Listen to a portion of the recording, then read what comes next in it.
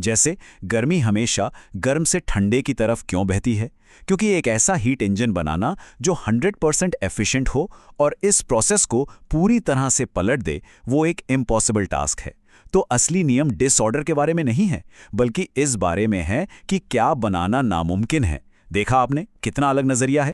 और ये framework quantum mechanics पर भी एक बिल्कुल नई रोशनी डालता है। चलिए एक टास्क लेते हैं, किसी अनजान क्वांटम स्टेट की एकदम परफेक्ट कॉपी बनाना।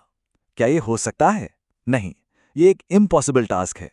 इसी को हम नो क्लोनिंग थ्योरम कहते हैं। अच्छा, एक और टास्क, किसी अनजान क्वांटम स्टेट को पूरी तरह डिलीट करना। ये भी इम्पॉसिबल है, नो डिलीटिंग थ्योरम। तो फिर जिंदगी और नॉलेज कैसे मौजूद हैं? क्योंकि उन्हें भरोसे के साथ कॉपी करने का टास्क क्वांटम क्लोनिंग की तरह यूनिवर्स के नियमों में मना नहीं है। मतलब हमारा वजूद ही इस बात का सबूत है कि कुछ टास्क पॉसिबल हैं। अब देखिए, जब भी कोई इतना बड़ा आइडिया सामने आता है तो ये भी जरूरी है कि हम एक कदम पीछे हटकर उसे जांचें। हर नई साइंटिफिक थ्योरी की तरह कंस्ट्रक्टर थ्योरी में भी बहुत पोटेंशियल है, पर साथ ही कुछ चुनौतियां भी हैं। तो चलिए दोनों पहलुओं पर एक नजर डालते हैं। तो इस थ्योरी को लेकर दो तरह की बातें हैं।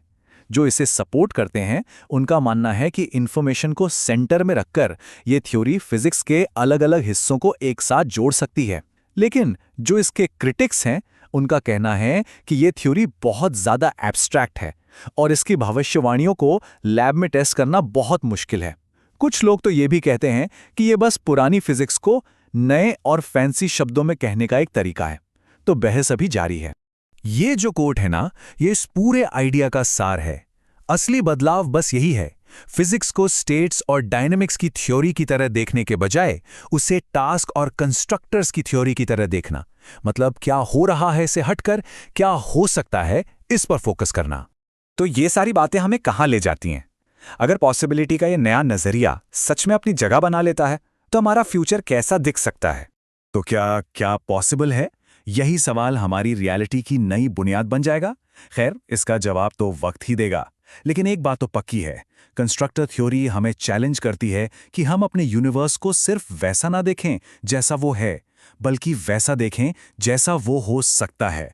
ये वाकई संभावनाओं का एक बिल्कुल नया और रोमांचक ब्रह्मांड है।